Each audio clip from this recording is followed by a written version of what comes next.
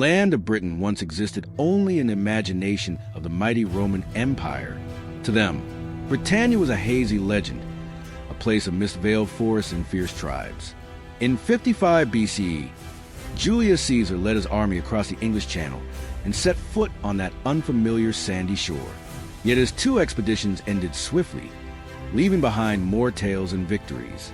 Nearly a century later, under Emperor Claudius, the dream of Britannia became reality. Roman legions advanced deep into the island. Londinium was established as a new center, and stone-paved roads linked forts and settlements. The Romans brought with them law, architecture, and their pantheon of gods, sowing the seeds of an order never before known in this wild land.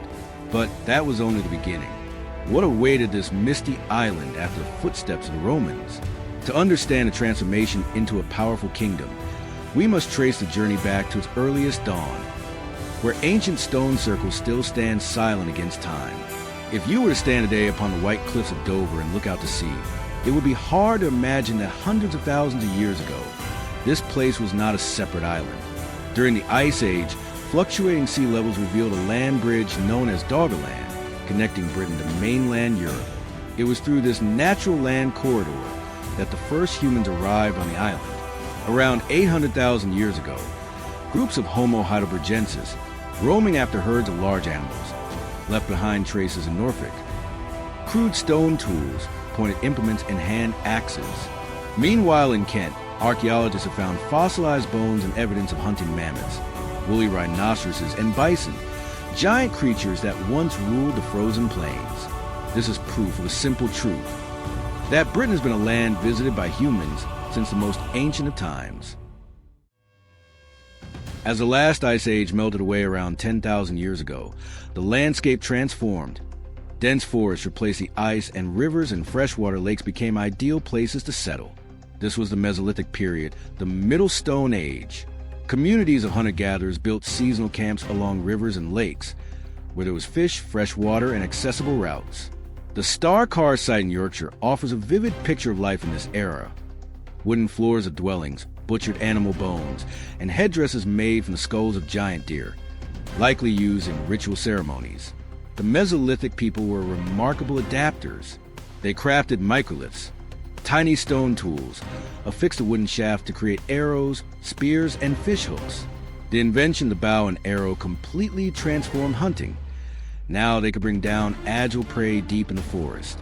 They also built dugout canoes, cast nets, and expanded their food sources from rivers, lakes, and the sea. Though still nomadic, their lives have become more connected than ever before. They shared food, buried their dead with ceremony, and perhaps had already begun to nurture primitive beliefs about the soul. Around 4000 BCE, a true revolution unfolded, the Neolithic Age. From the continent, people brought with them seeds of wheat and barley, along with herds of sheep, cattle, and pigs. They began to farm and raise livestock, no longer relying solely on hunting. Longhouses made of wood, clay, and thatch appeared, gathering into stable villages near rivers and lakes, surrounded by fields and grazing land. With agriculture, humans bound their fate to the soil, marking the beginning of permanent, settled society. What makes the Neolithic people of Britain especially remarkable is that they left behind monumental megalithic structures, legacies that endure to this day. Between 300 and 2000 BCE, Stonehenge was erected, a massive stone circle aligned precisely with the summer and winter solstices. It was not only a ceremonial center, but also an astronomical monument that reflected the astonishing knowledge of ancient inhabitants. Not far from there lies Avebury, an even wider stone circle, surrounded by a gigantic ditch. In Wiltshire, Silbury Hill, a man-made mound nearly 40 meters high, the largest prehistoric earthwork in Europe, remains a mystery yet to be solved. Alongside these were countless barrows, burial mounds for communal interment, revealing a belief in the afterlife. This was the age of collective culture. These colossal structures required the labor of hundreds, even thousands of people, indicating that society had developed organization, leadership, and a powerful religious faith. The Neolithic people worshipped the sun, the moon, and lived in a world where nature and divinity were inseparable. Around 2500 BCE, a wave of transformation swept across the British Isles. Humans had learned to master fire in a new way. They melted copper ore and alloyed it with tin to create a gleaming, much harder and more durable metal than stone. From this came bronze axes, spearheads, and daggers, sharp and resilient tools that not only revolutionized how people hunted and cultivated the land, but also became symbols of status and power. The arrival of metal brought about profound social changes. Where once Neolithic communities had been relatively egalitarian, now clear social stratification began to emerge. Those who controlled the tin mines of Cornwall, the copper mines of Wales, or dominated trade routes swiftly rose as chieftains and nobles. Beneath them stood the warriors, men bearing polished bronze weapons, and merchants who carried tin from Britain in exchange, or gold from Ireland, amber from the Baltic, and wine and pottery from continental Europe. During this period, the clearest archaeological footprint is left by the Wessex culture in southern England. Rich burial sites have been unearthed, filled with gold ornaments, amber, ivory, and intricately crafted bronze weaponry, evidence of an elite class that held both political authority and religious significance. Some theories suggest that it was this Wessex aristocracy that orchestrated and oversaw the construction and final stages of massive monuments like Stonehenge during this era. Alongside the lavish burial sites, ceremonial monuments continue to be erected. New stone circles, timber temples, and structures aligned with celestial bodies demonstrate that Bronze Age people still live in a world where faith and nature were deeply intertwined. They observed the movements of sun and moon, held sacrificial rites to ensure good harvests, and viewed these monumental constructions as bridges between mortals and the divine. Toward the end of this period, another major development occurred. Early Celtic groups from the continent began to migrate to Britain. They brought with them their languages, customs, and spiritual beliefs, gradually blending with the native inhabitants. It was from this cultural fusion that the earliest roots of Celtic identity, which would become the bedrock of local culture for centuries to come, first began to take hold. The Bronze Age in Britain, therefore, was not only an era of gleaming tools and weapons, but a critical turning point in social evolution. A world of power, trade, ritual, and emerging local identity was taking shape, preparing for a dramatic new chapter as the Celts expanded and the Iron Age dawned. When the first iron swords gleamed across Britain in the 8th century BC, an entirely new era began, the Iron Age. Across the island, new communities emerged, shaped by the mingling of native populations and migrating Celtic tribes from the continent. The Romans would later refer to these people collectively as the Britons, while in the north they encountered the Picts, noted for their intricate tattoos and fierce tactics, and Ireland, the Gaels, who brought distinct languages and traditions. Despite regional differences, they all shared in the vibrant Celtic culture, languages, customs, and a polytheistic religion deeply rooted in the natural world. Celtic society was not a unified kingdom, but a network of tribes. The Aes Sedai in the east, later made famous by Queen Boudica, the Trinovans around the Thames, the Brigantes across the north, and the Ordovices in Wales. Each tribe was led by a chieftain, surrounded by a class of powerful warriors. This was a society that revered the warrior ethos: long swords, round iron-rimmed shields, sharp spears, and chariots racing across open fields. Before battle, warriors sometimes cast off their armor, fighting naked and dyed blue or woad, transforming their bodies into living phantoms designed to terrify the enemy. Honor and victory in combat were the only true measures of power. A great chieftain was a conquering chieftain. At the heart of each community stood the hill fort, fortresses built on high ground, surrounded by deep ditches and earth ramparts.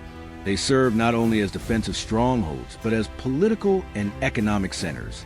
The most impressive example is Maiden Castle in Dorset, a complex of multiple concentric ramparts that ripple like waves across the hillside, capable of housing a bustling population.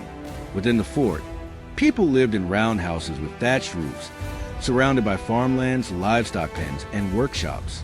Iron Age economy was based on agriculture and animal husbandry. The Britons grew wheat, barley, and oats. They raised cattle, sheep, and pigs for meat, milk, wool, and hides.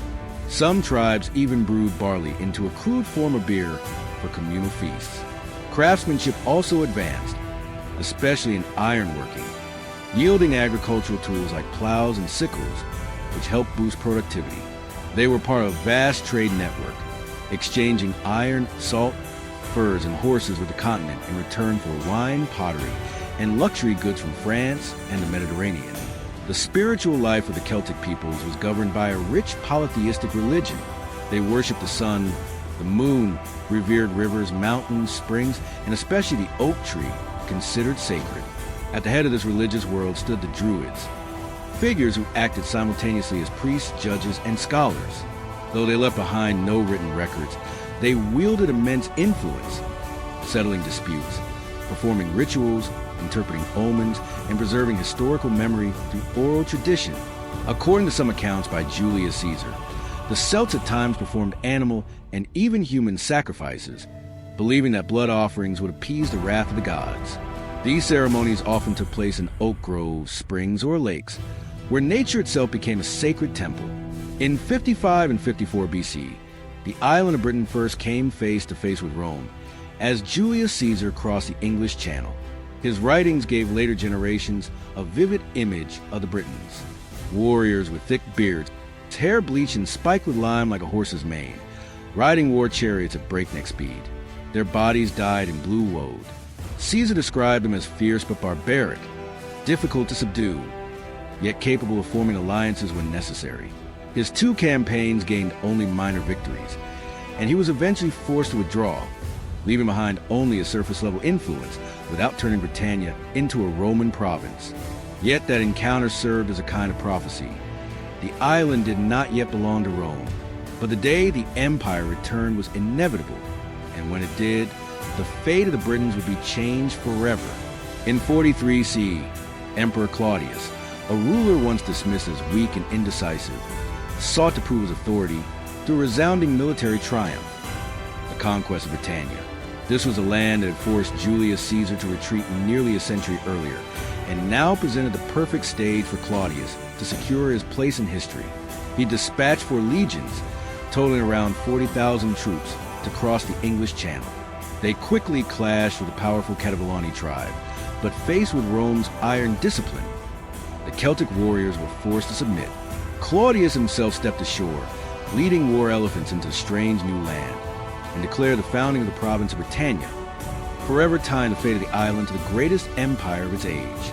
However, Roman domination would not go unchallenged. In 60 to 61 CE, the entire province was shaken by the uprising of Queen Boudica of the Iceni tribe. After her husband's death, the Romans attempted to seize tribal lands, flogged Boudica, and humiliated her daughters. Her fury became the spark for war. Tens of thousands of Celtic warriors rose up, torching Colchester, Londinium, and Verulamium, and slaughtering tens of thousands of Roman citizens and collaborators. Roman historians describe horrific scenes. Men killed on the spot, women executed in savage rituals, and entire cities consumed in flames. Ultimately, Roman forces under Suetonius Paulinus regrouped and crushed Boudica's army in a decisive battle. Legend says she took poison rather than fall into enemy hands.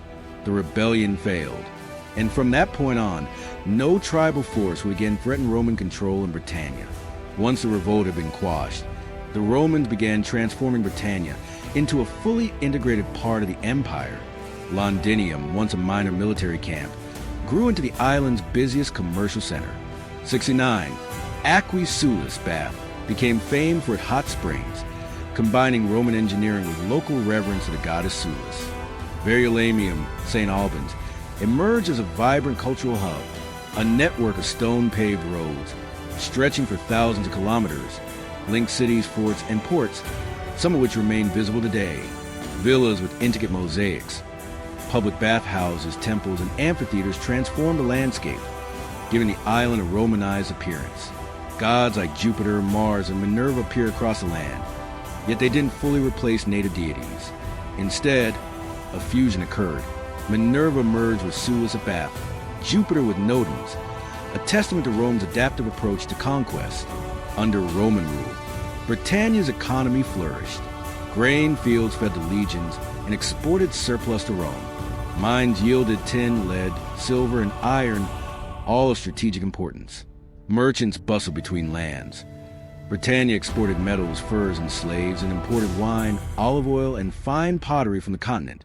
Yet not all regions submitted.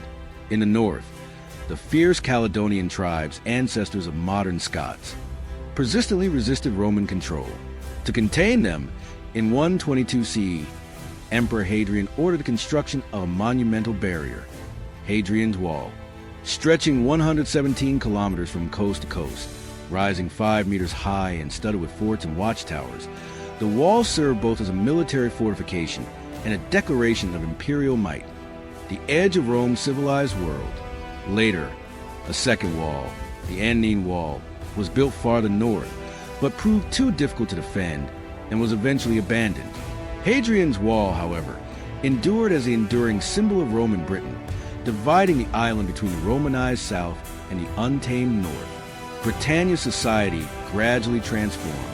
The native Britons still plowed their fields, but now with Roman iron plows and new crops like grapes and olives. Introduced from the continent, a portion of the tribal aristocracy embraced Romanization, wearing togas, speaking Latin, and taking part in city councils. Turning from former enemies into collaborators of Rome, spiritual life evolved as well.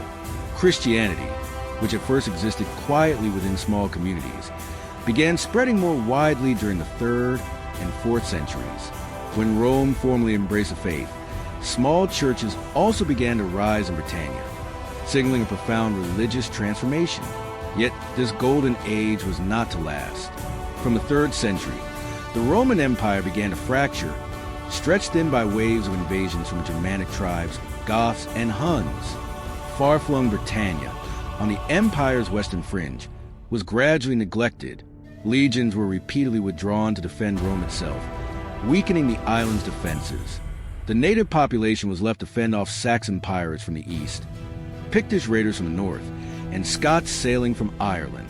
Finally, in 410 CE, Emperor Honorius sent a fateful letter to the cities of Britannia, ordering them to look to their own defense. It was an official abandonment. The Roman army withdrew and would never return. Roads and cities began to decay. The tribal aristocracy lost their imperial patronage, and the island descended into a power vacuum. That vacuum did not remain unfilled for long. From across the North Sea, Anglo-Saxon tribes prepared to land, ushering in a new and turbulent era, the early medieval period of England.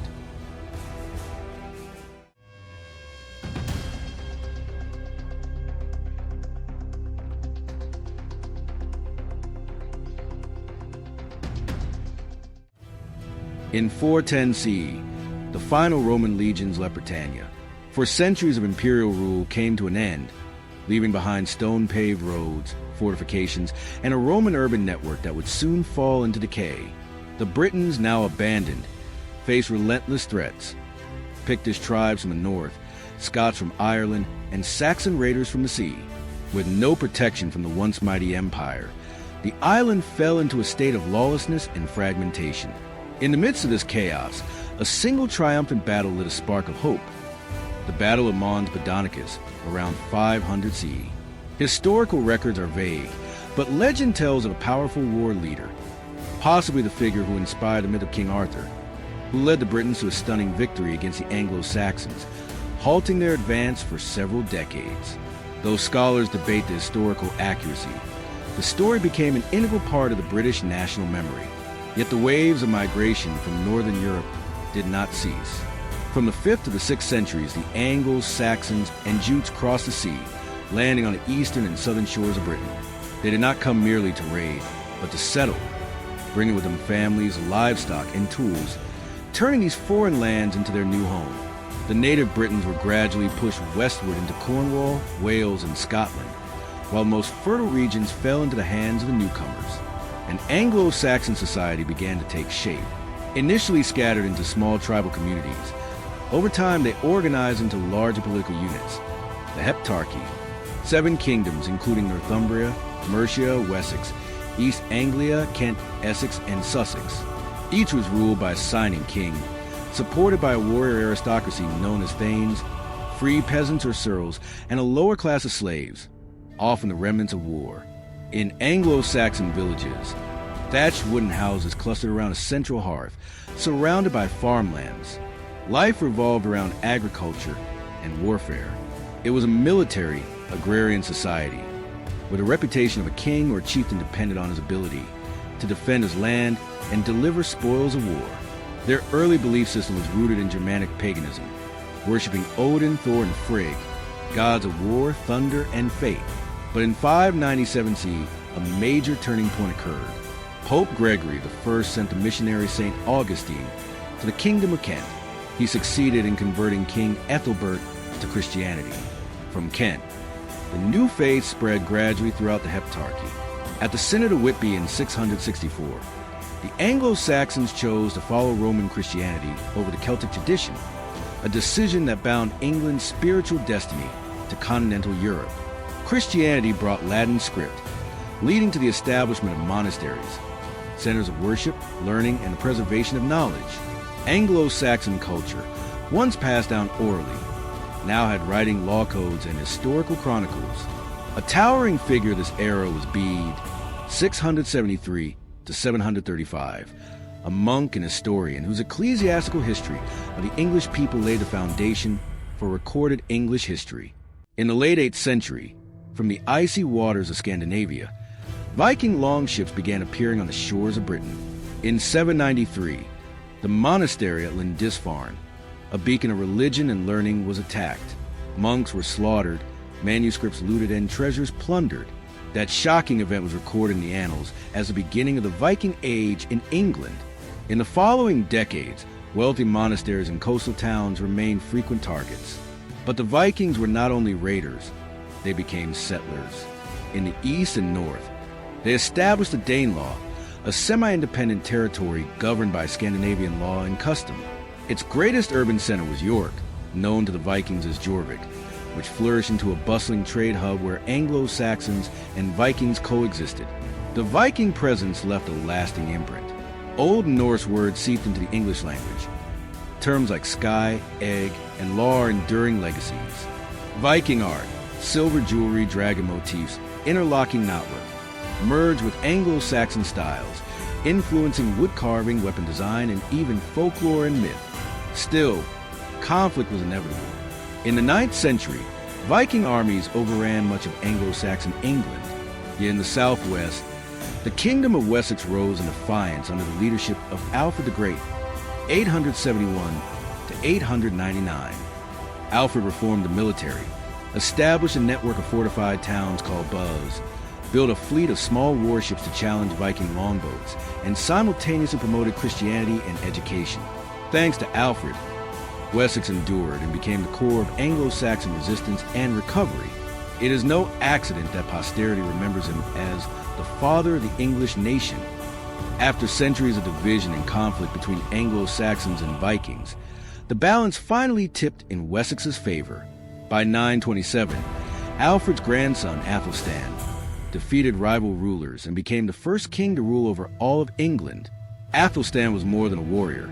He was a legislator and diplomat, issuing unified laws, strengthening the church, supporting monasteries, and expanding trade with continental Europe.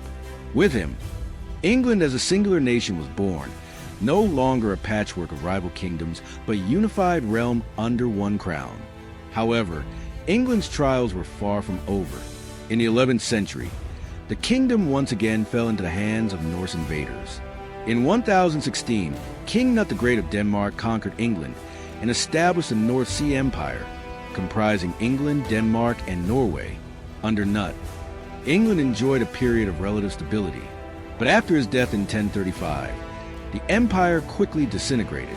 In 1042, the English throne returned to the Anglo-Saxon dynasty with Edward the Confessor, a deeply pious man. Edward reigned for over 2 decades and famously commissioned construction of Westminster Abbey.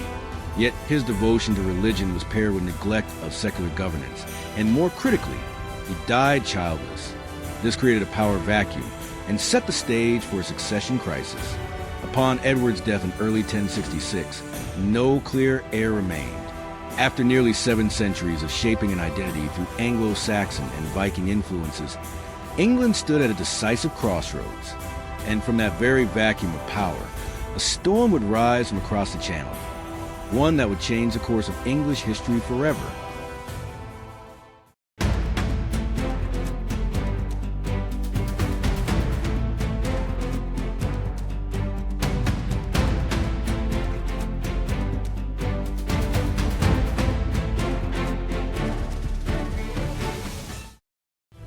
The year 1066 marks one of the most pivotal turning points in England's history, when King Edward the Confessor, the last Anglo-Saxon king, died without an heir. The throne became the prize for those bold enough to claim it. 3 contenders emerged. Harold Godwin's son, the most powerful noble in England, chosen by the Witenagemot Council of Nobles and backed by the native aristocracy. Harold Hardrada, King of Norway, who based his claim on an old treaty and Norse ambitions. William, Duke of Normandy, a distant relative of Edward, who asserted that the late king had promised him the crown. In September that year, Harold Hardrada led 10,000 Norwegian troops to land in the north. Harold Godwin's son marched rapidly and crushed the Norwegian army at the Battle of Stamford Bridge. A resounding victory, but one that left his soldiers exhausted. Just 3 weeks later, Harold was forced to march 300 kilometers south to confront William, who had just landed in Sussex with a highly trained army consisting of armored cavalry, archers, and infantry, a combined force the Anglo-Saxons had never faced before. On October 14, 1066, the two armies clashed at the Battle of Hastings. The Anglo-Saxon army built a solid shield wall, resisting many charges.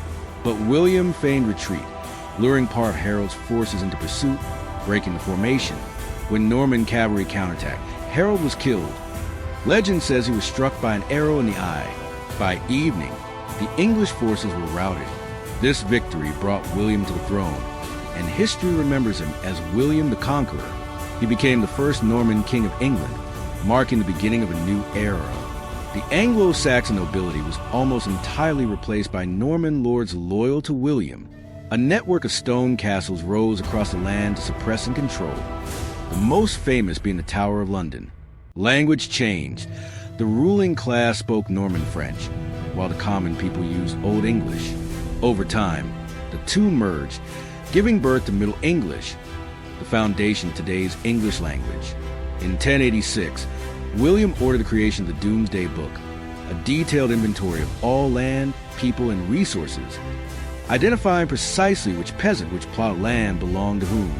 It is considered the first comprehensive tax record in medieval Europe. The Norman conquest did not only change the throne, it changed language, society, law, and culture, transforming England from an Anglo-Saxon kingdom into a part of the Norman world, tying its destiny to continental Europe for centuries to come.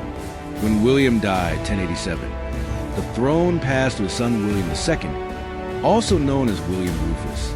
He was famously hot-tempered and frequently clashed with both the church and nobility. In 1100, during a hunting expedition in the New Forest, William II died from a stray arrow, a mysterious event that many believe was more than just an accident. The throne fell into the hands of Henry I, William II's younger brother, a practical monarch. Henry issued the Charter of Liberties, promising to limit royal abuses in order to win the noble support. But tragedy struck when his only son died in the White Ship disaster in 1120. With no male heir, Henry was forced to make the nobles swear allegiance to his daughter Matilda, but upon his death, that oath was quickly broken. In 1135, the throne was disputed between Matilda and her cousin Stephen of Blois. The Civil War lasted nearly 20 years and became known as the Anarchy. The entire country descended into chaos. Villages were plundered, and warlords seized controlled territories. In the end, a compromise was reached. Stephen would remain king until his death, and Matilda's son, Henry Plantagenet, would succeed him. In 1154, Henry II ascended the throne, founding the Plantagenet dynasty. He inherited a vast territory stretching from Scotland to the Pyrenees, a domain known as the Angevin Empire.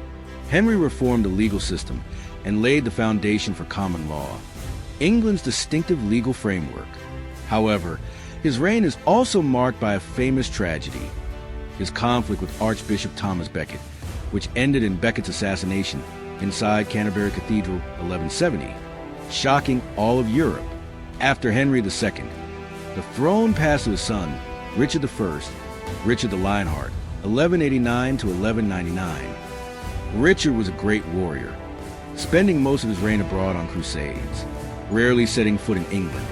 He left behind a glorious image in battle, but also drained the country through heavy taxation, and the ransom paid after his capture in Austria. Richard's brother John, 1199 to 1216, left behind a far darker legacy. He failed against the French king, losing nearly all the ancestral territories in Normandy and Anjou. John's tyranny sparked a noble revolt, and in 1215 he was forced to sign the Magna Carta, the famous charter asserting that even the king must obey the law. The Magna Carta later became the cornerstone of liberty and the rule of law in England. John's successor was Henry III, 1216 to 1272. He ruled for over half a century, but proved to be a weak king, frequently at odds with the nobility.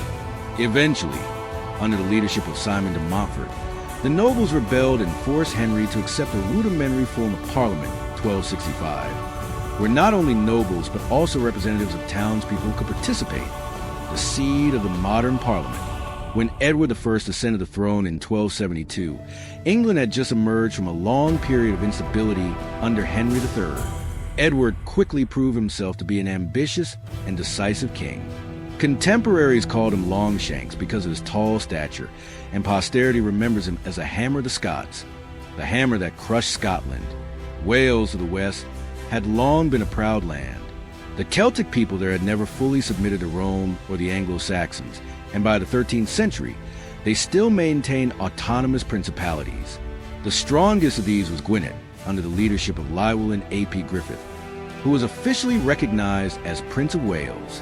To Edward, a prince existing alongside the King of England was unacceptable. Conflict quickly escalated. In 1282, he launched a full-scale campaign, mobilizing forces from across the kingdom. English troops advanced into the rugged mountains and fierce battles broke out. In one engagement, Llywelyn was killed, and his brother was captured and executed. Within just 1 year, the Welsh dream of independence collapsed. In 1284, the Statute of Rhuddlan officially annexed Wales into the Kingdom of England, imposing English law and administrative systems. But Edward didn't rule by law alone. He ruled by stone and mortar. Along the North Welsh coast, a chain of massive castles rose: Conwy, Carnarvon, Harlech, and Beaumaris. These were among the most advanced structures in Europe at the time, with high walls, strong round towers, drawbridges, and moats.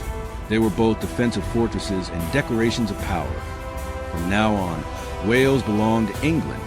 To engrave that message further, Edward created a new tradition. The title Prince of Wales will belong only to the heir to the English throne, from his son Edward II to Prince Charles, now Charles III. This title has endured, a permanent historical mark reminding all of the conquest.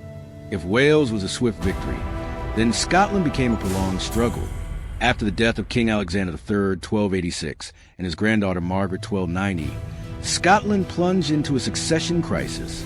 More than a dozen nobles vied for crown, and Edward was invited to act as arbitrator. But the arbiter quickly became a usurper. He placed John Baliol on the throne, but in reality reduced Scotland to a vassal state. That arrogance ignited resistance. In 1296, Edward invaded Scotland directly, captured Edinburgh, and seized the Stone of Scone, the sacred coronation stone of the Scots, and took it to Westminster as spoils of war. For the Scots, it was an act of humiliation. Immediately after, a rebellion erupted under banner of a little-known nobleman, William Wallace. In September 1297, at the Battle of Stirling Bridge, Wallace and Andrew Moray used clever tactics to defeat a far larger English army. It was a major shock. For the first time, the Scots proved they could defeat Edward. Wallace became the guardian of Scotland. But Edward did not give up. In 1298, he personally led a large army to face Wallace at Falkirk. Welsh crossbowmen and English heavy cavalry crushed Wallace's long spear formations. Wallace had to retreat into the forests and mountains, becoming a symbol of guerrilla resistance. In 1305, he was betrayed, captured, brought to London, and brutally executed, hanged, disemboweled, beheaded, and quartered. But instead of killing Scotland's spirit, his death turned Wallace into a legend. At the same time, another figure rose, Robert the Bruce. Initially hesitant, he gradually became the supreme leader of the resistance movement, laying the foundation for the later victory at Bannockburn. Edward I died in 1307, while on his way to lead another campaign into Scotland. He left behind a powerful kingdom, with a reformed legal system, a disciplined army, and especially the stone castles in Wales, now recognized by UNESCO as World Heritage Sites. When Edward II ascended the throne in 1307, he had to inherit a vast legacy from his father. Edward I, the conqueror of Wales and the terror of Scotland.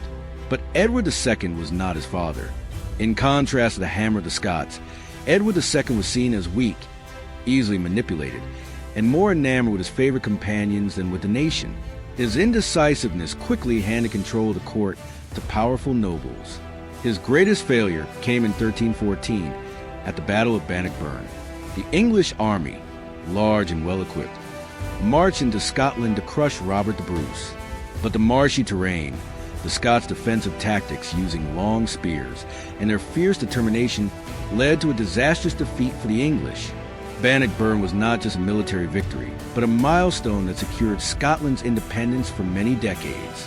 Afterward, Edward II's reputation collapsed. Nobles rebelled, and Queen Isabella allied with her lover Roger Mortimer to overthrow the king himself. In 1327, Edward II was forced to abdicate in favor of his son, Edward III. Shortly after, he was imprisoned and died under tragic circumstances. Many sources claim he was assassinated in captivity. The reign of Edward II went down in history as a time of bitter failure. When Edward III ascended the throne in 1327, he was only 14 years old. In the early years, real power lay in the hands of his mother, Isabella of France, and her lover Roger Mortimer. The court was engulfed in chaos, and royal prestige was humiliated. But just a few years later, Edward III suddenly turned the tide. In 1330, he staged a palace coup, arrested Mortimer, and had him executed, while placing his mother under house arrest. From then on, Edward officially took power, beginning a mighty reign. From the start, Edward III harbored a grand ambition: the French throne, through his mother, Princess Isabella, daughter of Philip IV of France. He claimed the right to inherit the crown when the Cape-Town line died out in 1328. However, the French nobility chose Philip VI from the House of Valois as king. Edward saw this as an insult and used it as justification to assert his claim. In 1337, he officially declared war, launching a conflict that would last over a century, the 100 Years' War. This was not just a feudal dispute over a throne, but a confrontation between two nations forming distinct national identities, and England consolidating its power around the monarchy and parliament, and a France under the Valois dynasty determined to defend its territory. In the very first decades, England achieved resounding victories that shook Europe. 1346, Battle of Cressy. The English army, vastly outnumbered, used a new tactic: the longbow, a cheap weapon with greater range and better armor-piercing ability than the crossbow. English peasant archers brought down row after row of French cavalry, the backbone of feudal warfare. This marked a historical turning point. Peasant bowmen could bring down glamorous knights. 1356, Battle of Poitiers. Under the command of Edward III's son, the Black Prince, the English again performed a miracle. They crushed the French army and captured King John II of France. Never before had France's prestige fallen so low, and never before had England reached such heights of power. For a long time, the English controlled vast territories in the west and north of France. Ports, cities, and castles flew the English flag, signaling an era in which England rose to become a continental power. Yet Edward III was not only a warrior. Domestically, he implemented important reforms that laid the groundwork for parliamentary monarchy in the future. Under his reign, the English Parliament was clearly divided into two houses: the House of Lords, nobles and clergy, and the House of Commons, representatives of townspeople and wealthy farmers. Whenever he needed money for war, Edward had to summon Parliament to request taxes. This was a historic compromise. The war in France forced the king to rely on Parliament, and from then on, Parliament gradually became a lasting political institution. The time of Edward III was also a period of flourishing culture. Magnificent Gothic architecture was constructed, reflecting royal wealth and prestige. English literature began to emerge alongside Latin and Norman French. By the late 14th century, Geoffrey Chaucer, a great English poet, would write the Canterbury Tales, depicting a colorful society of monks, knights, merchants, and craftsmen. Many scholars regard Chaucer as the father of English literature, and the foundation for this achievement was the stability and prosperity under Edward III. While England stood at the height of victory in France, an invisible enemy appeared, the plague. In the summer of 1348, ships docking at Dorset brought with them a horror from the continent, a disease caused by the Yersinia pestis bacterium spread by fleas on black rats. Within months, it swept across the south, then reached London and the north. Dead bodies piled up in the streets. Church bells rang constantly. No family was spared. Within 2 years, between a third and half of England's population, millions of people vanished. Entire villages were abandoned, fields overgrown with weeds. The consequences were devastating. A shortage of labor led to the collapse of agricultural production. Wages rose because the few remaining peasants became valuable. The nobility tried to tighten control, but peasants began demanding rights. They no longer accepted the bound status of serfs as before. The Black Death was not just a disease. It was a social storm, breaking the rigid feudal structure and paving the way for major upheavals in the following decades. Edward III died in 1377, leaving the throne to his grandson, Richard II, who was only 10 years old at the time. A child on the throne, in a country devastated by war with France and the aftermath of plague. Richard II's court continuously imposed taxes to sustain the war, culminating in the poll tax, a heavy levy applied even to the poor. In a post-Black Death context, where labor was scarce, this policy was like pouring fuel onto boiling oil. In 1381, England erupted in the Peasants' Revolt, led by Wat Tyler and the radical preacher John Ball. Tens of thousands of peasants from Kent and Essex marched on London. They protested not only against taxes, but also demanded the abolition of serfdom and social equality, ideas far ahead of their time. The rebels seized London, burned down noble houses, and executed hated officials. Richard II, then only 14 years old, had to confront the crowd himself at Smithfield. The tense encounter ended when Wat Tyler was killed. The movement lost its leader, and the rebels were brutally suppressed. Though it failed, the uprising left a profound mark. It showed that the old feudal order was crumbling, and that the peasant class no longer accepted their fate. In the following century, serfdom gradually disappeared in England, an indirect legacy of both the Black Death and the 1381 revolt. Richard II, though successful in crushing the rebellion, grew increasingly autocratic and out of touch. Resentment among the nobility mounted, and in 1399, he was deposed by his cousin, Henry Bolingbroke, ushering in a new dynasty, the House of Lancaster, with Henry IV ascending the throne. In the 15th century, England was no longer the triumphant nation. In France, it had been under Edward III. After decades of the 100 Years' War, the royal treasury was empty. The country was exhausted, and the Plantagenet dynasty deeply fractured. It was in this context that a succession crisis exploded, plunging England into a nearly 30-year civil war, later known as the Wars of the Roses. The root cause lay in the weakness of the Lancastrian line, then holding the crown. Henry VI reigned 1422 to 1461, 1470 to 1471, was a gentle but feeble king, suffering from mental illness. His court was dominated by noble factions, and the country descended into chaos. The rival was the House of York, another branch of the Plantagenet royal family, with a claim to the throne just as legitimate. Its leader was Richard, Duke of York, and later his sons, especially Edward IV. The two sides adopted different symbols, the red rose of Lancaster and the white rose of York, dividing all of England by two floral emblems.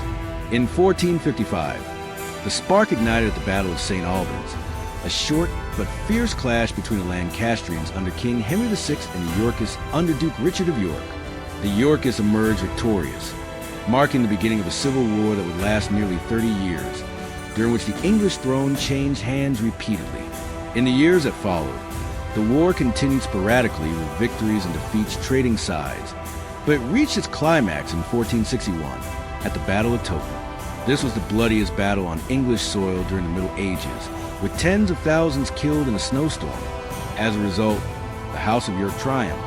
Although Richard of York had already died, his son ascended the throne with the title Edward IV. The Lancastrians were overthrown. Henry VI, already weak and mentally unstable, was deposed, and Queen Margaret of Anjou fled first to Scotland, then to France to seek aid. But the war was not yet over. Through alliances with powerful nobles, particularly the Earl of Warwick, known as a kingmaker, the Lancastrian faction unexpectedly returned in 1470, restoring Henry VI to the throne. However, this restoration was short-lived. Only a year later, Edward IV reclaimed power, culminating in a decisive confrontation at the Battle of Tewkesbury, 1471. There, the Lancastrian army was crushed. Prince Edward, son of Henry VI, was killed, and Henry VI was imprisoned in the Tower of London and died shortly after. With his death, the House of Lancaster was nearly extinguished. The Yorkist reign appeared secure, but upheaval soon returned. Edward IV ruled until 1483, when he died, leaving the throne to his young son, Edward V. But shortly thereafter, Edward's brother Richard, Duke of Gloucester, seized power, deposed his two nephews, confined them in the Tower of London, and they mysteriously vanished. Richard proclaimed himself king, taking the title Richard III. But the stain of the princes in the Tower, the suspicion that he had the two princes murdered, tarnished the Yorkist name, causing many nobles to turn against him. This opened the door for a new figure, Henry Tudor. Though only a distant noble of Lancastrian descent, Henry gathered a coalition of those discontented with Richard. In 1485, he returned to England and faced the king directly at the Battle of Bosworth Field. The battle was intense, but as many nobles switched sides, Richard III was surrounded and killed on the battlefield.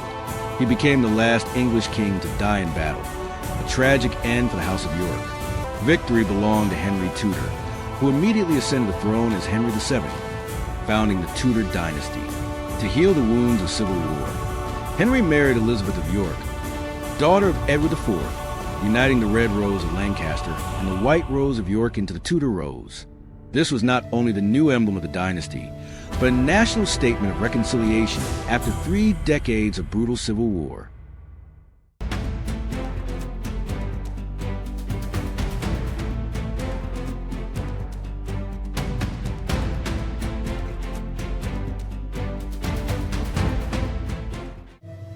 After ending the bloody civil war known as the Wars of the Roses, Henry VII ascended the throne in 1485, founding the Tudor dynasty.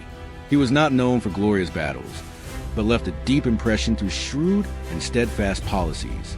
Henry focused on consolidating royal power, suppressing the feudal lords who had run rampant during the chaos, and centralizing authority within the royal court.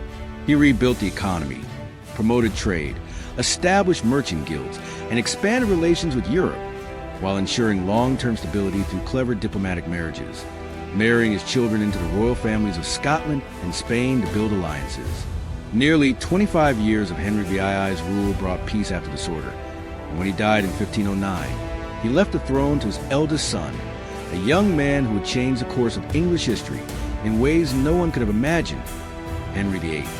When he came to the throne at age 18, Henry VIII was hailed by his subjects as an ideal prince.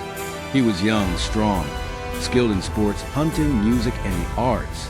But history does not remember him as an artist or romantic horseman, but as a king infamous for 6 marriages and for a decision that shook all of Europe. Severing ties with Rome and founding the Church of England, Henry married Catherine of Aragon, the widow of his brother, to strengthen ties with Spain. But after many years, Catherine bore only one daughter, Mary, while all other children died young. His obsession with a male heir grew into frustration. As his youth faded, he became infatuated with Boleyn, a young noblewoman, and was determined to divorce Catherine to marry her. However, Pope Clement VII firmly refused, especially under pressure from Charles V, the Holy Roman Emperor and also Catherine's nephew. Henry's ambition and fiery temper would not accept this denial. If Rome would not grant him the power, he would take it himself. In 1534, Parliament passed the Act of Supremacy, declaring Henry the supreme head of the Church of England. From that moment, he was not only the head of state, but also of religion. This decision forever altered the face of England. His marriage to Anne Boleyn was legitimized, and Catherine was cast aside. Catholic monasteries across England were dissolved. Their lands, gold, and vast assets were confiscated and transferred to the crown and loyal nobles. A new elite class emerged in support of Henry, while the Pope lost all power on the island. The Church of England, Anglican Church, was born independent of the Vatican, yet retaining many Catholic rituals. With a single decree, Henry shook not just religion, but the economy and social fabric of the nation. But Henry VIII is also famous for his 6 marriages, a string of personal tragedies remembered in the popular rhyme. Divorced, beheaded, died, divorced, beheaded, survived. Catherine of Aragon was divorced, and Boleyn, whom he once loved passionately, was executed in 1536 on charges of adultery and treason. Jane Seymour, his 3rd wife, died during childbirth, giving him a son, Edward. Anne of Cleves, a brief political marriage, ended in divorce. Catherine Howard was executed for adultery, and finally, Catherine Parr, his 6th wife, survived him. These marriages were not just matters of the heart, but political and religious calculations that changed the kingdom's fate. In government, Henry ruled with an iron hand. Anyone who opposed a break with Rome faced execution, including close friends. Thomas More, scholar and former chancellor, refused to swear loyalty to the king as head of the church, and paid with his life. Under his rule, England became deeply divided. Catholics clashed with Anglicans, and the flames of religious conflict were lit, fires that would burn for centuries. Though marked by controversy and bloodshed, Henry VIII changed England forever. He concentrated royal power more than any king before him, filled the treasury with church wealth, and most importantly, forged a new national identity, no longer dependent on Rome, but politically and religiously independent entity. When he died in 1547, England was stronger, wealthier, but also more divided. His 3 children, Edward VI, Mary I, and Elizabeth I, would continue to struggle for power, and in doing so, reshape the religious future and identity of the nation. After the death of Henry VIII, the throne passed to his only son with Jane Seymour, Edward VI. At the time, Edward was only 9 years old, too young to rule directly, so real power rested in the hands of the Regency Council, first led by the king's uncle, Edward Seymour, and later by John Dudley. Under the name of the young monarch, England entered a period of religious reform more radical than ever before. All traces of papal authority were completely erased, and the symbols and rituals of Catholicism were gradually dismantled. Notably, in 1549, the Book of Common Prayer was introduced, for the first time bringing the English language into worship, replacing the ancient Latin. It marked a turning point, confirming that England had now become a clearly Protestant nation. Yet Edward had been frail since birth. He died in 1553, aged only 15, leaving the throne in a precarious state. His successor was Mary I, daughter of Henry VIII and Catherine of Aragon. A devout Catholic, Mary immediately sought to reverse everything her father and half-brother had done. She returned England to papal authority, restored Catholicism, and launched a brutal campaign of persecution against Protestants. More than 280 people were burned at the stake for heresy, earning her the enduring nickname Bloody Mary. Her marriage to Philip II of Spain further fueled public resentment. The English feared the country would fall under control of a powerful foreign Catholic monarchy. But Mary's reign was short and filled with failure. She died in 1558 without an heir, and once again the throne changed hands. This time, it went to Elizabeth I, daughter of Henry VIII and Anne Boleyn. When Elizabeth ascended the throne, England had endured 3 decades of intense religious upheaval and division between Catholics and Protestants. The Queen chose a path of religious compromise. In 1559, she enacted the Acts of Supremacy and Uniformity, reaffirming that the monarch was the head of the Church of England, while also establishing a uniform religious practice. This policy, known as the Elizabethan settlement, became the foundation that allowed Anglicanism to stabilize and remain closely tied to England's national identity to this day. In foreign affairs, Elizabeth transformed England from a position of weakness into a formidable naval power. The peak came in 1588, when the Spanish Armada, the most powerful fleet in Europe at the time, invaded but was decisively defeated by the English Navy. This victory not only protected the nation, but also asserted England's new position on the international stage. In addition, Elizabeth supported bold overseas expeditions. Francis Drake became the first Englishman to circumnavigate the globe, while Walter Raleigh expanded the route to the New World. In politics and naval affairs, Elizabeth stood as a resilient monarch, but in culture, she ushered in a golden age. Under her reign, English literature and the arts flourished. William Shakespeare, Christopher Marlowe, and many other talents turned the London stage into a creative epicenter of Europe. The spirit of the Renaissance spread widely, making England a power not only in might, but also in culture. Elizabeth chose to remain unmarried for life, leaving behind the image of the Virgin Queen, a monarch wedded only to the throne and the nation. In 1603, the death of Elizabeth I marked the end of the illustrious Tudor dynasty and ushered England into a new era. She died without a direct heir, and the crown passed to James VI of Scotland, great-grandson of Henry VII. From then on, James became James I of England, initiating the union of the crowns, where the kingdoms of England and Scotland shared one monarch, yet maintained separate laws, parliaments, and churches. One king, two thrones, two nations, and the beginning of new tensions. James I believed his authority came directly from God, subject to no earthly limits. This doctrine of the divine right of kings brought him into constant conflict with the English Parliament, which increasingly asserted its role as the voice of the people, especially on matters of taxation. In religious affairs, he walked a fine line between Anglican Catholics and Puritans. Amidst this tension, in 1604, he convened the Hampton Court Conference, rejecting many Puritan demands, but agreeing to commission a new English translation of the Bible.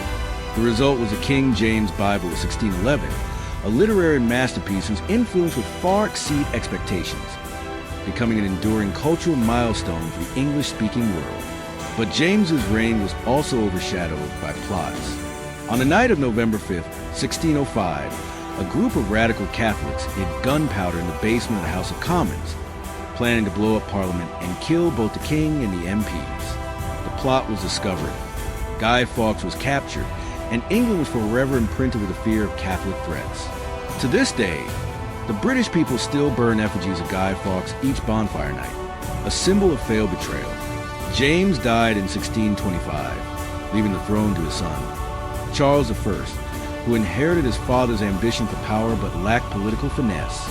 Right from the start, Charles stirred public unease by marrying Henrietta Maria, a French Catholic princess, alarming his Anglican subjects.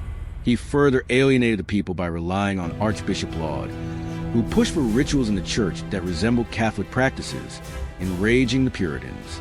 But above all loomed the issue of money. Charles needed funds for war. Parliament refused, so he resolved to rule without them.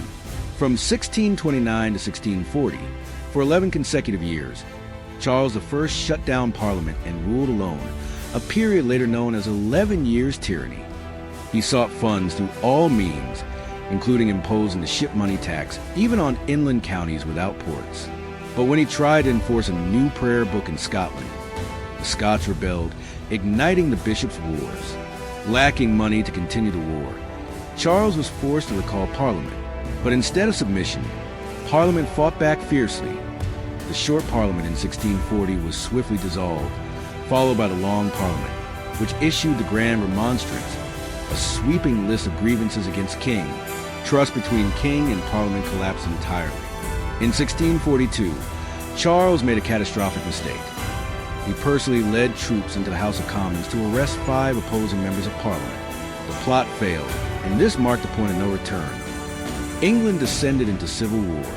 Supporters of the king, the royalists, or cavaliers, faced off against the supporters of Parliament, known as parliamentarians or Roundheads.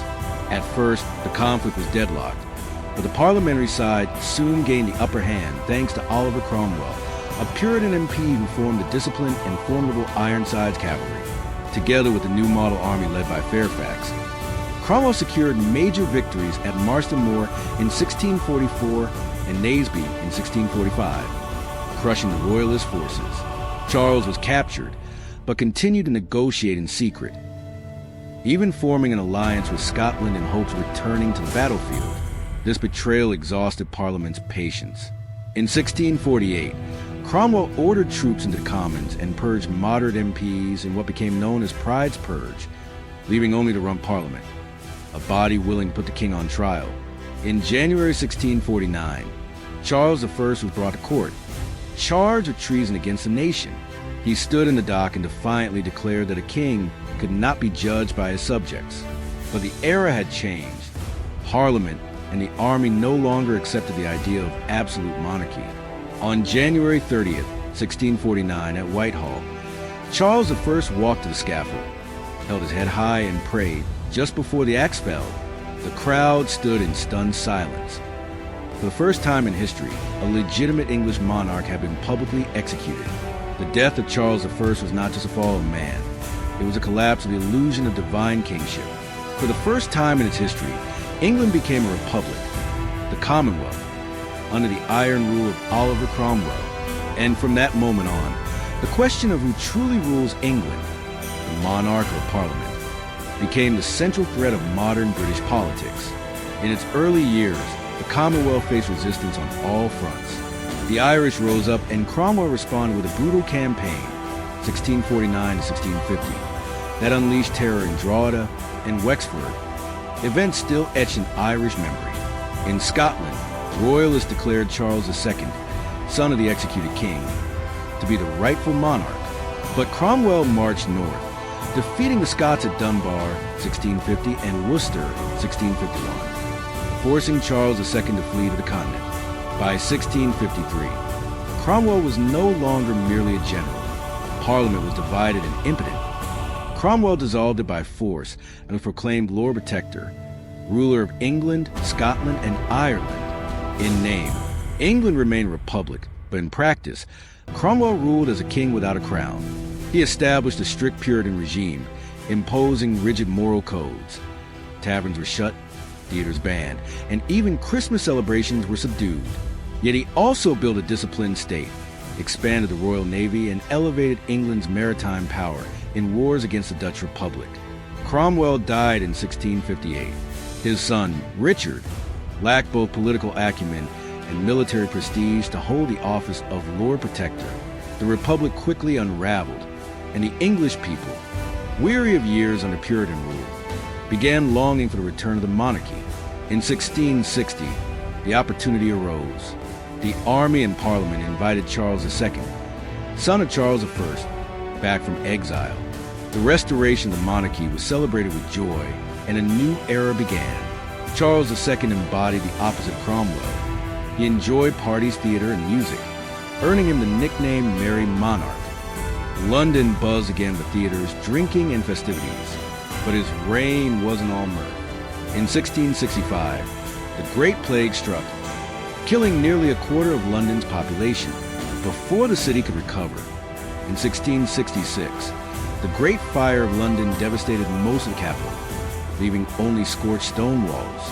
Despite these calamities, Charles II managed to hold on to his throne, partly because he maintained a delicate balance between royal power and Parliament, never repeating the fatal overreach of his father. After the death of Charles II in 1685, the throne passed his brother, James II. But unlike his brother, James was a devout Catholic, ruling a country where the majority were staunchly Anglican. He appointed Catholics to high office, promoted religious freedom for his co-religionists, and sought to expand the absolute power of the monarchy. His policies sparked widespread discontent among both the nobility and commoners. To many, James II became a threat. England risked falling under Rome's control, and absolute rule seemed poised to return. In 1688, tensions reached a boiling point when James had a Catholic son, raising the specter of a lasting Catholic dynasty. A group of English nobles and MPs secretly sent an invitation to William of Orange, ruler of the Netherlands and husband of Mary, James's Anglican daughter, urging him to intervene. William answered the call, landing his forces on England's shores. Instead of resisting, James found himself isolated, abandoned both militarily and politically. He fled to France, and the upheaval became known as the Glorious Revolution. Almost bloodless, yet a transformation that forever altered England's political landscape. In 1689, William and Mary were recognized by Parliament as co-monarchs. But more importantly, they had to sign the Bill of Rights, a document that laid down the fundamental principle. From now on, Parliament would hold supreme authority. The monarch could no longer rule by decree, impose taxes, or maintain a standing army without parliamentary consent. This marked the birth of a constitutional monarchy, where the king or queen's power would be bound by law and parliament. In just 4 decades, England had gone from executing a king, experimenting with a republic, restoring monarchy, and finally establishing a new political system, one that would influence the entire Western world in the centuries to come.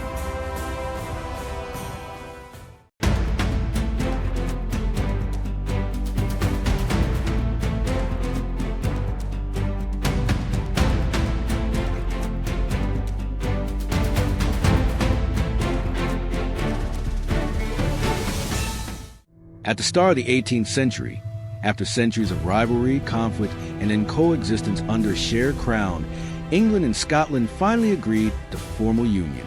Since 1603, the two kingdoms had shared one monarch, James VI of Scotland, who was also James I of England, but they remained legally separate nations with their own parliaments and laws.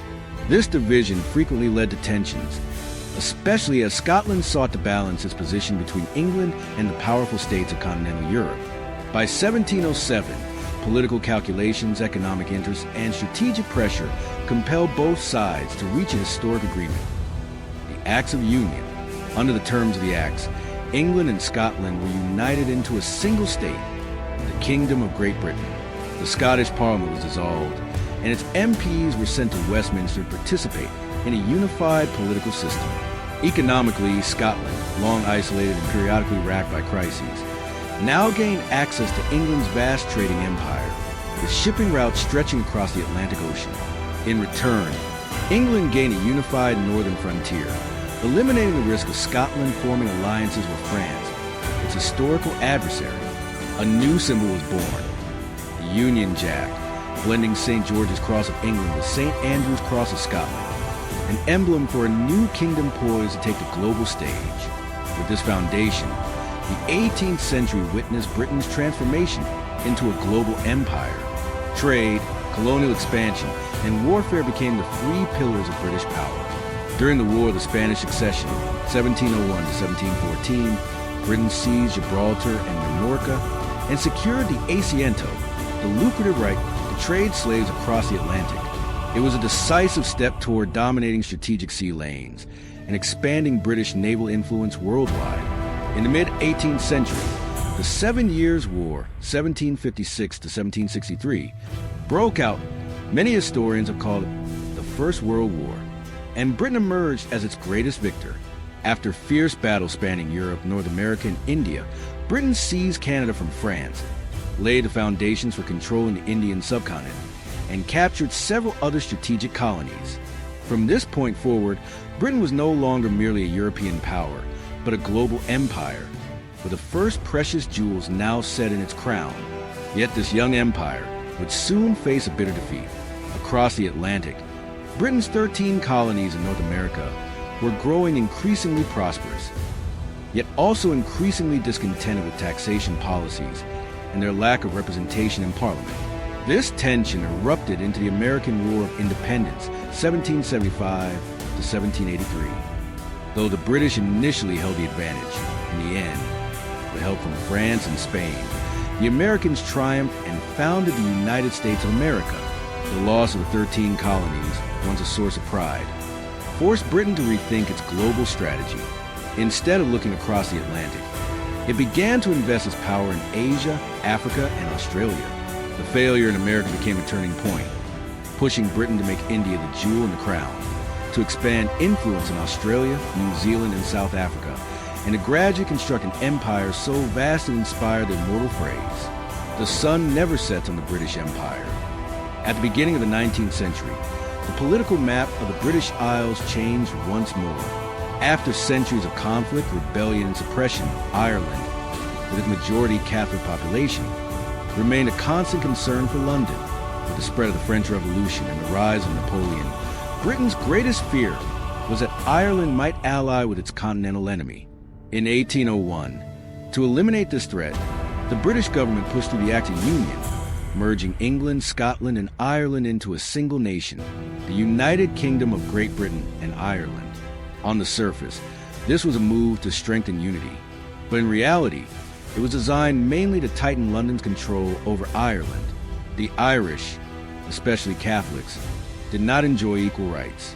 The Dublin Parliament was dissolved, and all power was centralized in Westminster. The result was a century of religious and political tension, sowing the seeds of future nationalist movements. Meanwhile, at the very heart of Britain, another revolution was quietly taking shape. The Industrial Revolution, which began in the late 18th century but exploded into full force during the 19th century. This was not a battle or a single decree, but a complete transformation of how people produced, operated, and lived. From James Watt steam engines to mechanized looms in the textile industry, to ironworks, and the emergence of the first railways and steamships, all of it propelled Britain into an unprecedented leap forward. Britain became the workshop of the world, where smokestacks billowed and steam engines roared without rest. Cities such as Manchester, Birmingham, and Liverpool swelled into new industrial hubs, while London emerged as the beating heart of global commerce and finance, a place where money, goods, and power flowed ceaselessly. But this prosperity did not bring only glory. It also transformed the social structure. A working class emerged. Former peasants who had left the countryside now crowded into factories and squalid slums, laboring to exhaustion under the dim light of oil lamps. The stark divide between wealth and poverty ignited new movements. A wave of political reforms followed. The Reform Acts of 1832, 1867, and 1884 gradually expanded voting rights, from aristocrats and landowners to include the middle and working classes. Trade unions were born, fighting for shorter working hours and better conditions. And in the heart of London, a German intellectual in exile named Karl Marx sat writing Das Kapital, a manifesto that critiqued industrial society and paved the way for future revolutionary movements. Thus, the Industrial Revolution did more than make Britain an economic superpower. It laid the foundation for modern society itself. From politics and science to class struggle, it was a storm of transformation that turned an island kingdom into the center of global power in the 19th century. As the 19th century progressed, following the upheavals of the Napoleonic Wars and the losses in the Americas, Britain rose again, stronger than ever before. From a small island nation, it had become the largest empire in human history. British territory spanned all continents, from icy Canada to fertile India, from far-flung Australia and New Zealand to the Caribbean, Africa, the Middle East, and even Hong Kong. A new Asian gateway seized after the Opium Wars. It was said that on this empire, the sun never sets, because somewhere at any moment, a corner of British land stood under daylight. To maintain such power, the Royal Navy became the undisputed ruler of the seas, ensuring that global trade passed through London's hands. Britain controlled not just the oceans, but also imposed a new world order, Pax Britannica, a kind of peace under imperial dominance, where no power dared challenge Britain's supremacy. For nearly a century, Britain played the role of global policeman, both defending its interests and shaping the rules of international affairs. The height of the British Empire was inextricably linked to the name Victoria. Ascending the throne in 1837 at the age of just 18, she reigned for 63 years, the longest reign in British history at the time, and the era came to be known as the Victorian Age. It was a period in which industry, science, and culture exploded with unprecedented power. From Michael Faraday's monumental discoveries in electricity and magnetism, to Charles Darwin's theory of evolution, and Florence Nightingale's reform of modern healthcare and nursing after the Crimean War, all helped reshape the face of humanity. In literature and the arts, Britain entered a new golden age. The novels of Charles Dickens laid bare the brutal truths of industrial society. The works of the Bronte sisters captured deep yearnings and personal tragedies, while the poetry of Alfred, Lord Tennyson reflected both the pride and melancholy of a people bearing the weight of the largest empire in the world. The empire continued to expand during Victoria's reign. After the Opium War, Hong Kong fell into British hands in 1842. India, the jewel in the crown, became a formal colony following the Sepoy Rebellion of 1857, when power was transferred from the East India Company to the Crown. In Africa, fierce competition with European powers brought Britain to Egypt, occupied in 1882 to control the Suez Canal, the lifeline of global trade. But beneath this magnificent surface, cracks began to show. At home, the gap between rich and poor became increasingly visible. The aristocracy and industrial bourgeoisie thrived, while the working class was crammed into dark, overcrowded slums. Trade unions, social reforms, and socialist ideologies began to emerge, challenging the old order. Abroad, nationalist sentiments were rising. Ireland continued to revolt for autonomy, while India saw the birth of its first political organizations, sowing the seeds of future independence. Toward the end of Victoria's reign, new challenges arose. The Boer War, 1899 to 1902, in South Africa, revealed that the empire was no longer invincible. British forces struggled in a long and costly war, fighting against resilient and mobile Boer farmers. It was a warning that this great empire was not built on victory alone, but must now contend with resistance and sacrifice. When Queen Victoria died in 1901, the entire empire mourned. She had reigned for 63 years, so long that many people had never known another monarch besides her commanding shadow. Her death marked not only the end of her reign, but also the close of a golden age, an era when Britain was the center of global industry, science, and culture, when the Union Jack flew across every continent. The crown passed to her son, Edward VII, 1901 to 1910. Though his reign was brief, it brought a different atmosphere, more liberal, sociable, and connected to continental Europe. This period is often called the Edwardian era, a short but vibrant chapter when fashion, art, architecture, and the extravagant lifestyles of the elite flourished, even as the working class and women's movements continued to fight for their rights beneath the surface. After Edward came George V, 1910 to 1936, and it was under his rule that Britain faced its greatest challenge yet, World War I. The vast empire once celebrated under Queen Victoria had now become a burden, as millions of soldiers from India, Canada, Australia, New Zealand, and South Africa were drawn into the fires of a global inferno. In 1914, when the first shots rang out in Sarajevo and Europe plunged into total war, the United Kingdom was immediately swept into the whirlwind of history, with the most powerful navy in the world and an empire spanning all continents. Britain joined the Allied powers against Germany, Austria, Hungary, and their allies, stepping into what contemporaries called the war to end all wars. The empire was not made up of Britons alone. From India, Canada, Australia, New Zealand, and South Africa, millions of soldiers were called to arms, bringing with them loyalty to the crown, but leaving behind families on the other side of the globe. On the battlefields of Europe, they fought side by side with soldiers from London, Manchester, and Glasgow, all swept into the storm of mud and fire. Names like the Somme or Ypres became symbols of unimaginable horror. In the Battle of the Somme in 1916, on the very first day, the British Army suffered over 57,000 casualties, the single bloodiest day in British military history.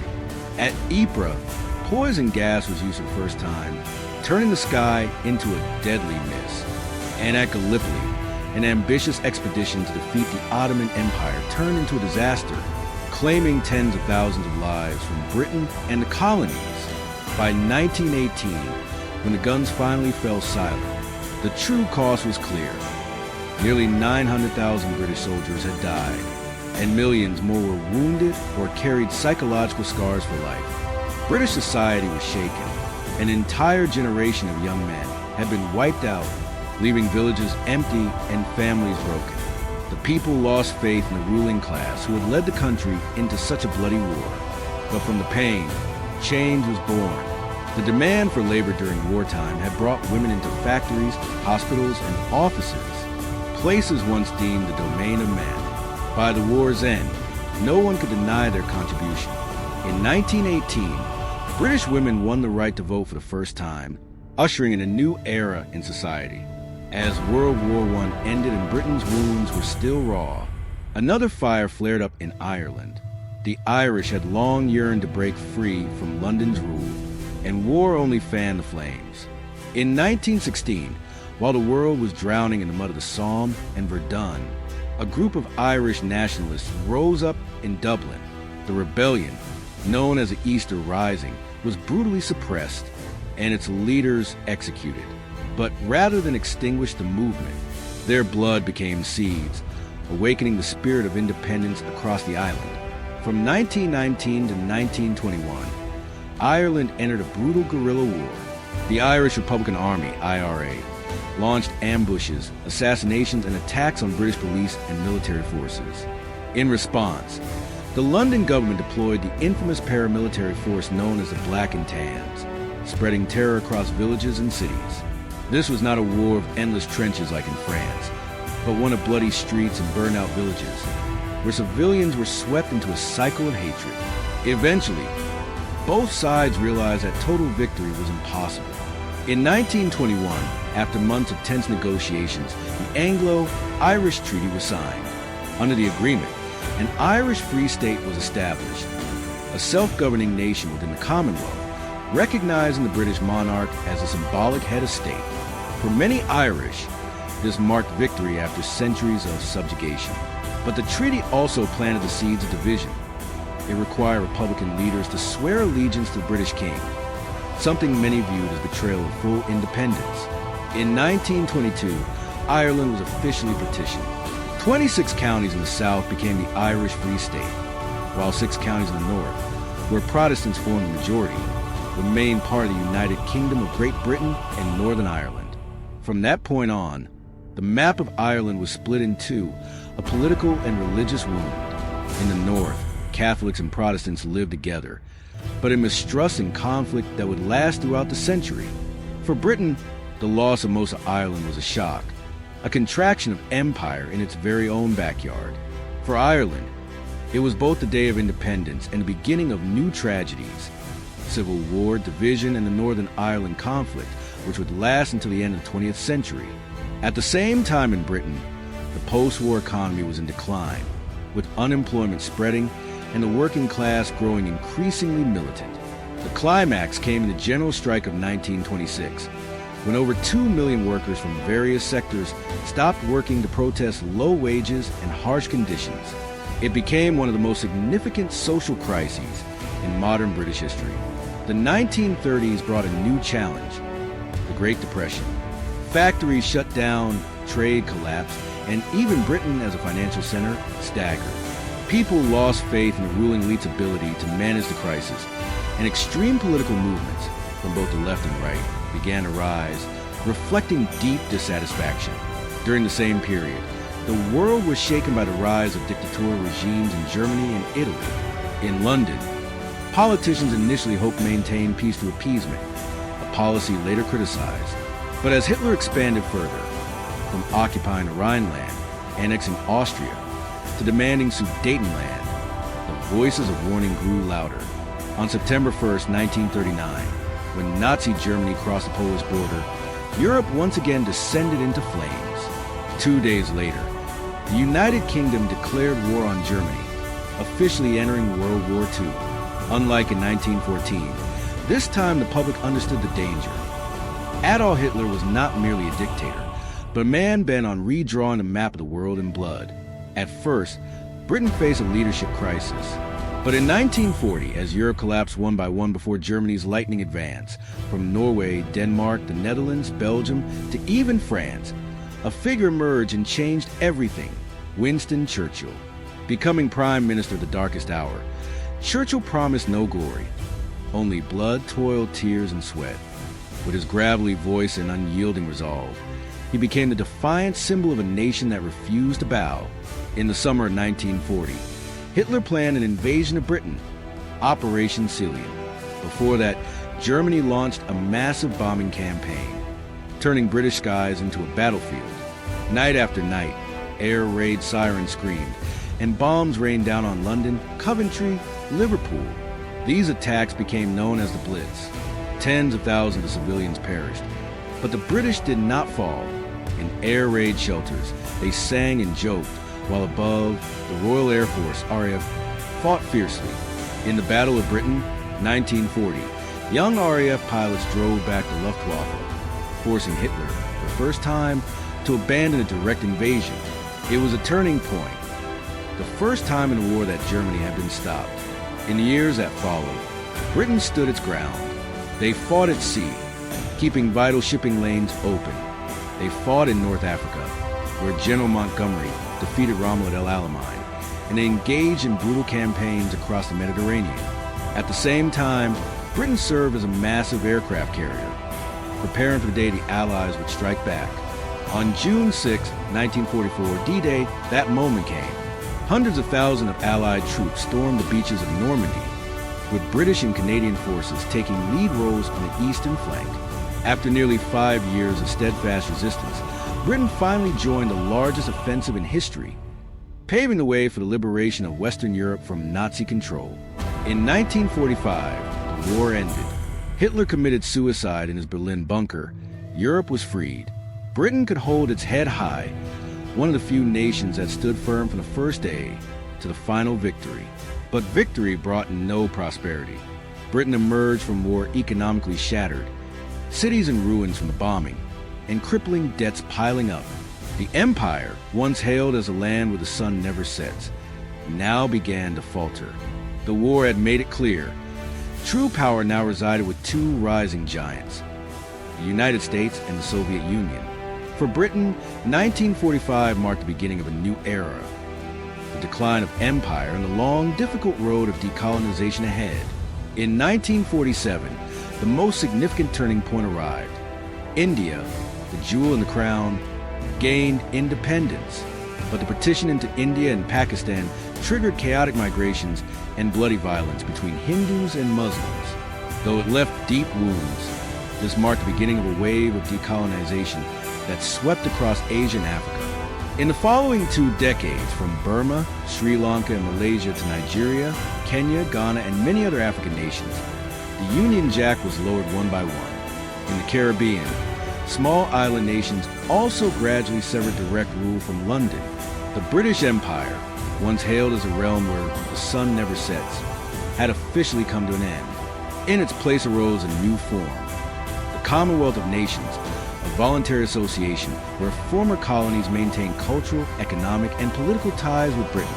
Though it no longer ruled them, London's influence remained profound, through language, legal systems, institutions, and the enduring presence of the British royal family, a kind of soft power that still resonates to this day.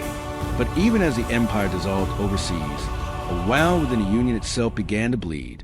Northern Ireland, the region that had remained part of the UK since 1922, became the epicenter of a decades-long conflict.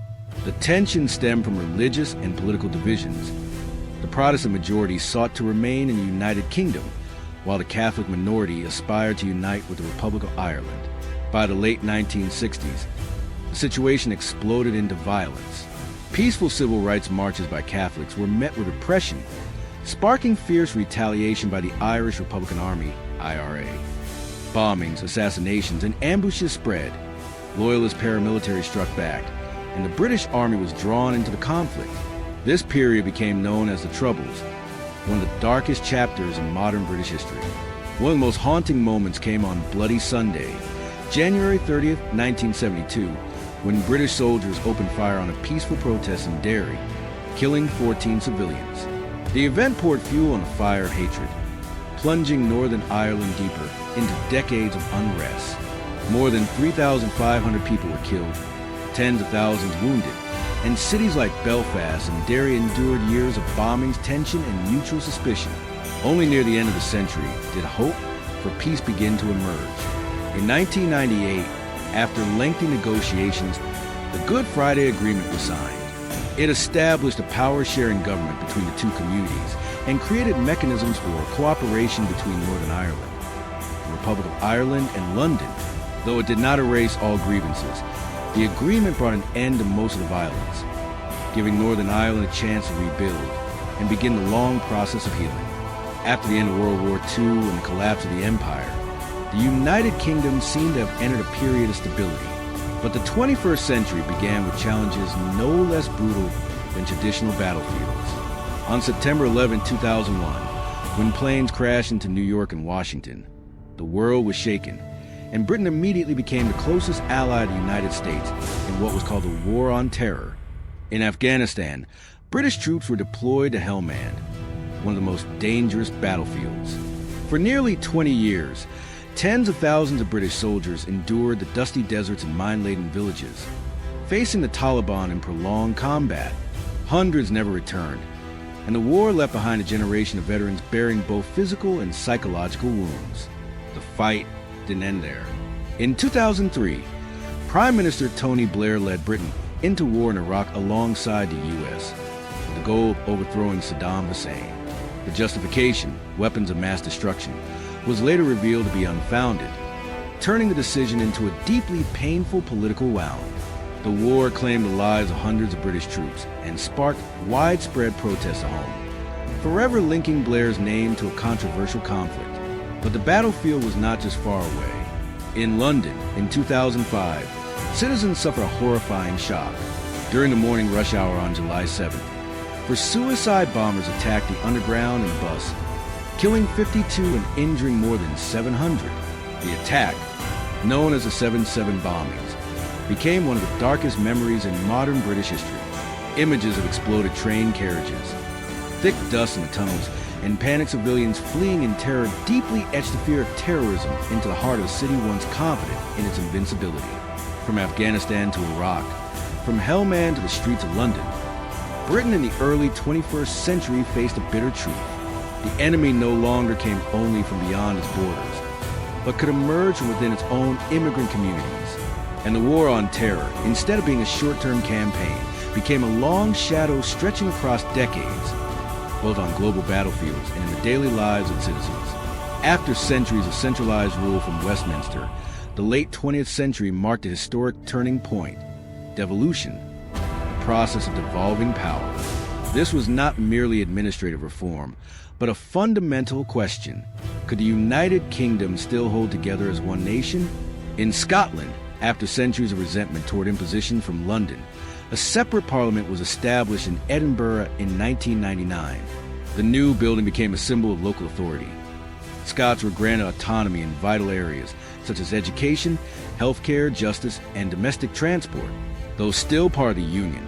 For the first time since 1707, Scotland experienced a sense of self-governance on its own soil.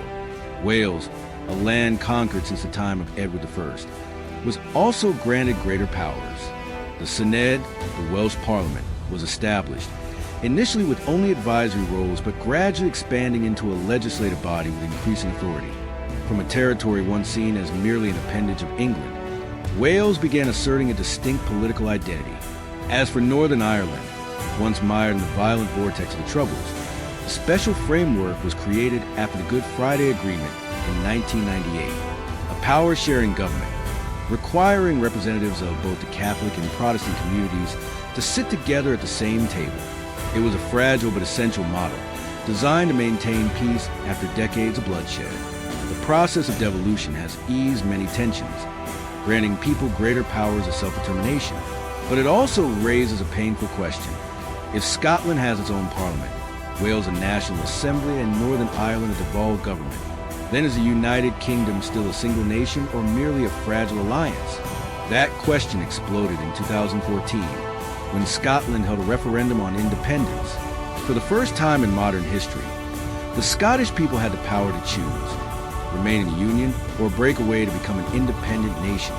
During those tense weeks, the entire United Kingdom followed every debate, every rally, every ballot. When the results were announced, 55% voted to stay, 45% to leave, a narrow victory for the Unionist side. Westminster breathed a sigh of relief, but the celebrations were short-lived, because despite the defeat, the Scottish independence movement did not vanish. It continued to simmer within Scotland's political sphere, and even grew stronger after Brexit, as many Scots felt they were dragged out of Europe against their will. The question of unity, therefore, still hangs over the United Kingdom like a gray cloud, ensuring that the 21st century is no less uncertain at home than it is abroad. In the early decades of the 21st century, the United Kingdom is no longer the empire where the sun never sets, but it remains a global power. As a member of the G7, a permanent seat on the UN Security Council, and a key pillar of NATO, Britain still has a voice in all major international arenas. The Royal Navy, once the backbone of the empire, remains one of the most modern and agile forces in the world, capable of intervening in crises from the Middle East and Pacific. However, after Brexit, the country entered a period of profound challenge. The decision to leave the European Union, one of the biggest turning points since World War II, left deep scars across society. Cities versus countryside, youth versus the older generation, Scotland and Northern Ireland at odds with a national outcome, alongside trade barriers and diminished influence in Europe. The UK also faces a host of internal crises: sluggish growth, rising inflation, a cost of living crisis, and the heavy legacy of the COVID-19 pandemic, which shook the economy and left lasting consequences on public health and society. Even so, Britain's soft power continues to shine. British culture remains a global phenomenon, from the timeless melodies of the Beatles, the worldwide success of Harry Potter, to the irresistible appeal of the Premier League, a football competition followed by billions each week. Music, fashion, cinema, academia, and language all serve as global emissaries of British influence, far beyond the nation's geographical size. But the future is not without shadows. The internal threat of separatism still looms. Scotland, with the 2014 referendum and post-Brexit discontent, continues to ask whether it should remain in the Union. Northern Ireland, though enjoying peace under the Good Friday Agreement, is still shaken by political disputes and post-Brexit border tensions, with underlying risks of division. Thus, the story of the United Kingdom in the 21st century is not just about reclaiming global status after leaving the EU, but about struggling to preserve unity at home.